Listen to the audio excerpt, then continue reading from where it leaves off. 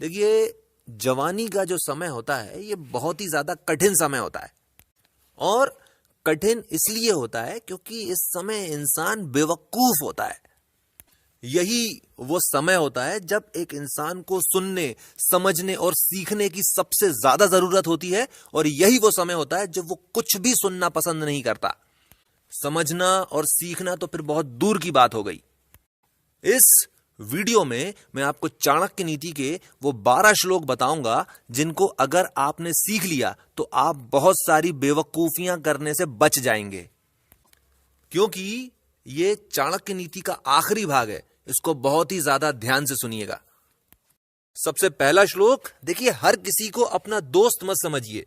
एक सच्चा दोस्त केवल वही होता है जो इन 6 जगहों पर आपकी मदद करता है। सबसे पहली चीज, बीमार होने पर। दूसरी चीज, परेशानी होने पर। तीसरी चीज, जो गरीबी में भी आपका साथ दे। चौथी चीज, जब हमें किसी से खतरा हो तब मदद करे। पांचवी चीज है कानूनी पचड़ों में फंसने पर। और छठी जगह है इश्मशान, यानी कि मरने तक जो आपका साथ दे, वो है सच्चा दोस्त। तो जिन लोगों को आप अपना दोस्त समझते हैं, आप उनको जब इन 6 कसौटियों पे परखेंगे तो आपको पता चलेगा कि आपके बहुत ज्यादा हो जाएं तो 2 दोस्त होंगे, तीसरा तो हो नहीं सकता। यानी बाकी के जितने भी लोग हैं, तुम मरो या जियो, उन्हें कोई भी फर्क नहीं पड़ता। And vice versa is also true. दूसरा श्लोक, काम पढ़ने पर मालूम चलता है कि कौन काम का आदमी है और कौन फालतू का। परेशानी में समझ में आता है कि कौन अपना सगा है और कौन रिश्तेदार। कठिनाई के समय समझ में आता है कि कौन अपना दोस्त है और कौन केवल जान पहचान वाला। और जब पैसे खत्म हो जाते हैं, गरीबी आ जाती है, तब औरत की पहचान होती है। जरा 2-3 बार रिचार्ज मत करवाओ तो तुम्हें मालूम चल जाएगा कि तुम जानू हो या रिचार्ज वाले भैया। तीसरा श्लोक, प्यार मोहब्बत के मामलों में कभी भी रूप नहीं देखना चाहिए, हमेशा गुण देखना चाहिए। सूरत कभी भी नहीं देखना चाहिए, हमेशा सीरत देखना चाहिए। ऐसा क्यों? ऐसा इसलिए क्योंकि खूबसूरती बहुत ज्यादा हो जाए तो 10 साल तक रहती है, पर इंसान का जो नेचर है, इंसान की जो सीरत है, वो जिंदगी भर रहती है। चौथा श्लोक, जिंदा रहने के लिए ऑक्सीजन के बाद दूसरी सबसे ज्यादा जरूरी चीज है पैसा। अब कुछ लोग कहते हैं कि भाई पैसे से प्यार नहीं खरीदा जा सकता, पैसे से सम्मान नहीं खरीदा जा सकता, पैसे से कैरेक्टर नहीं खरीदा जा सकता, वगैरह वगैरह। इसका एक एग्जाम्पल भी समझ लीजिए। मान लेते हैं आपको किसी लड़की से प्रेम हो गया। अब आप जाओ और आप उस लड़की के पिता से बात करो, उससे कहो कि मैं आपकी बेटी से शादी करना चाहता हूं। सबसे पहला सवाल जो वो आपसे पूछेगा वो होगा, बेटा कितना कमाते हो? आप सैलरी अच्छी बता दो, आपकी शादी हो जाएगी। पिता ये सोच के शादी कर देगा कि भाई हमारी बेटी राज करेगी, राज। और अफसोस की बात यह रहती है कि कैरेक्टर जैसी आला चीज की तरफ किसी का ध्यान ही नहीं जाता है।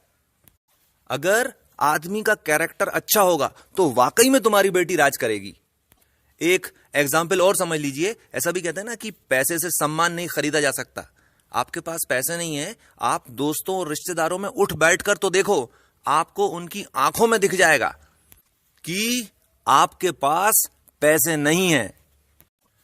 आपकी कुछ डिग्निटी रहे, आपकी कुछ गैरत रहे, उसके लिए जरूरी है कि आपके पास बहुत ज्यादा नहीं तो कम से कम सफिशिएंट अमाउंट ऑफ मनी तो होना ही होना चाहिए। और पैसा कैसे आता है? पैसा आता है योग्यता बढ़ाने से।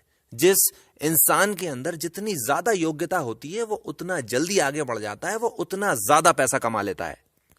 पर देखिए, कुछ लोग ऐसे भी होते हैं जिन्हें मालूम होता है कि चाहे कितना भी कमा लो, खाएंगे तो दाल रोटी। तो फिर वो पैसा नहीं कमाते, वो नाम कमा लेते हैं। और वो ऐसा नाम कमा लेते हैं, ऐसी इज्जत कमा लेते हैं जिसे दुनिया भर का पैसा देकर भी नहीं खरीदा जा सकता। APJ। और इसीलिए भले ही चाहे तुम पैसा कमाना चाहते हो या नाम कमाना चाहते हो, तुम्हें अपनी योग्यता बढ़ानी पड़ेगी। और योग्यता कैसे बढ़ती है? योग्यता बढ़ती है ये 4 चीजें करने से। जितनी ज्यादा आप अपनी विद्या बढ़ा सकते हो, उतनी ज्यादा आप अपनी विद्या बढ़ाओ। जितनी ज्यादा आप अपनी शक्ति बढ़ा सकते हो, उतनी ज्यादा आप अपनी शक्ति बढ़ाओ। जितना ज्यादा आप धन कमा सकते हो, उतना ज्यादा आप धन कमाओ। और जितनी ज्यादा आप सेवा कर सकते हो, उतनी ज्यादा आप सेवा करो।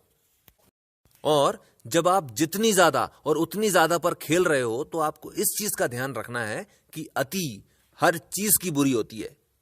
आपको कहीं पर भी ओवर एक्टिंग नहीं करना है। 8वां श्लोक, खाने पीने के मामलों में, पैसों के लेन देन में और विद्या ग्रहण करते समय यानी कि तालीम लेते वक्त कभी भी शर्म नहीं करना चाहिए। जो इंसान इन 3 मसलों में तकल्लुफ करता है, उसको जिंदगी भर तकलीफ होती रहती है।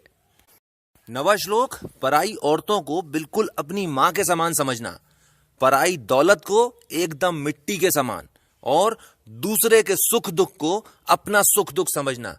जो ये 3 चीजें कर लेता है, वो फिर फालतू के पचड़ों में पड़ता ही नहीं है।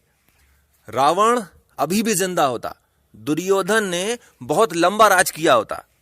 इस चीज को थोड़ा सा समझ लीजिए। देखिए, आपके साथ जो पड़ती हैं, आप उनके साथ उसी तरह से पेश आइए जिस तरह से आप अपनी मां के साथ पेश आते हैं।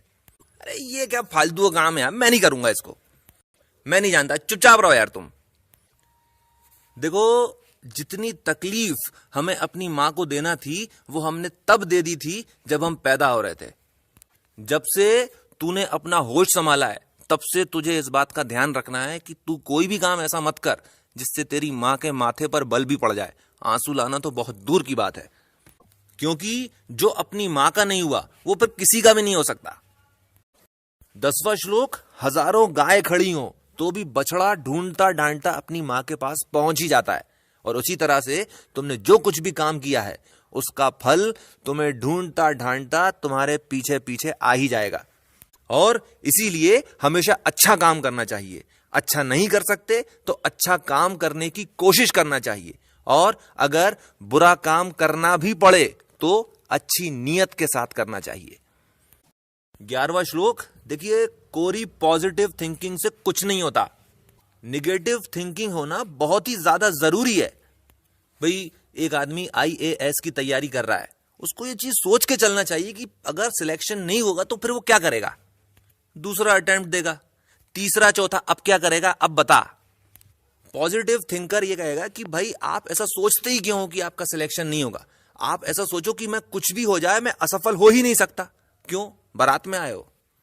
वहीं जो एक निगेटिव थिंकर होता है, वो पहले ही उसको ये चीज मालूम होती है कि ये बहुत कठिन एग्जाम है, हर एक का इसमें सिलेक्शन नहीं होता, तो वो पहले से ही एक प्लान B तैयार रखता है। वो आग लगने पर कुआं नहीं खोदना शुरू करता। परेशानी आने से पहले वो परेशानी दूर करने का तरीका ढूंढ लेता है। 12वां श्लोक, देखिए, अपने लिए तो सब जीते हैं, असल इंसान तो वो है जो दूसरों के लिए जीता है। इससे ज्यादा बड़ी बेवकूफी की बात तो कोई हो नहीं सकती। सबसे पहले अपने भले के बारे में सोचो। आपका पेट भरा रहेगा, आपके पास पैसा रहेगा, आप फिर जाके समाज की बहुत अच्छे से भलाई कर सकते हो। अगर आप पहले ही समाज की भलाई करने चले जाओगे तो आप भूखों मर जाओगे। सबसे पहले मैं, फिर मेरा परिवार, और उसके बाद फिर दुनियादारी शुरू होती है। भाई, इंसान को मतलबी होना चाहिए। अगर आप सेल्फिश नहीं हो, अगर आप अपने बारे में नहीं सोच रहे हो, तो आपके खुद के लिए जो सबसे बड़ी जिम्मेदारी है, आप उसको नहीं निभा रहे हो। इसके साथ मैं अपनी बात खत्म करता हूं। इस चैनल को सब्सक्राइब कर लीजिए ताकि इस चैनल पर जो भी वीडियो अपलोड हो, आपके पास उसका नोटिफिकेशन पहुंच जाए। आपने मुझे इतना समय दिया, थैंक यू वेरी मच।